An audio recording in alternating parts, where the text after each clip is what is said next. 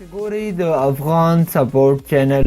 په دغه ویډیو کې به زه تاسو ته یو داسې خوندور اپلیکیشن درښایم.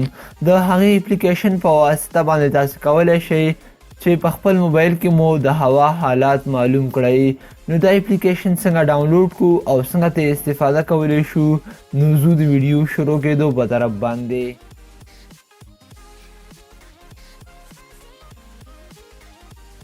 د هوا حالات معلومولو دپاره به تاسې دغه اپلیکیشن ډاونلوډ کړئ.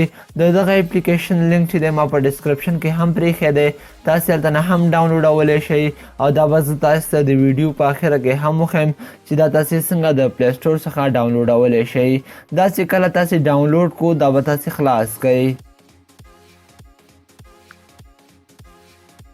تاسې به هلته په دې ډن باندې کلیک وکړئ. اوس به تاسې خپل لوکیشن آن کړئ. بیا به تاسې په دغه آیکن باندې کلیک وکړئ. دا به ستاسې لوکیشن اټومیټیک ډیټیکټ کړي. دلته لاندې تاسو ته ښایي چې په 6 بجو به څومره ګرمي، په 7 بجو به څومره ګرمي. نو دلته تاسې په سات باندې ښایي چې په دغه سات کې به دومره ګرمي وي، او لاندې چې دی تاسو ته په ورځو باندې ښایي چې په فرایډې باندې به دومره ګرمي وي، په سټرډې ورځ باندې به دومره ګرمي وي. نو دغه اپلیکیشن په واسطه باندې تاسې کولی شئ چې په ډېرې اسانۍ سره د هوا حالات معلوم کړئ. که تاسې غواړئ چې دغه انفارمیشن د تاسو ته په سټیټس بار کې درکړي، نو تاسو به په دې 3 ډاټس باندې کلیک وکړئ. دلته به تاسې سټیټس بار به آن کړئ.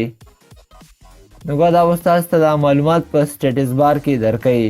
نو دغسې تاسې کولی شئ چې د هوا حالات معلوم کړئ. نو دا به زه اوس تاسو ته وښیم چې دا تاسې څنګه د پلی سټور څخه ډاونلوډولی شئ. تاسې به پلی سټور خلاص کړئ. سرچ کې به ولیکئ ویدر. دا به تاسې سرچ کوئ. د دغه اپلیکیشن نوم چې دی تاسو ته به زموږ د موبایل په سکرین باندې هم ښکاري، نو تاسې هلته نه هم لیکلی شئ. دغه اولنی اپلیکیشن دی، تاسو به په دغه باندې کلیک وکړئ. نو دلته نه تاسې کولی شئ چې په ډېرې اسانۍ سره دغه اپلیکیشن ډاونلوډ کړئ. نو که دغه ویډیو مو خوښه شوې وي د سره یې لایک کړئ، ضروري د خپلو ملګرو سره شیر کړئ، او که څه غوښتنه لرئ نو ما ته ضرور په کمنټ کې پرېږدئ.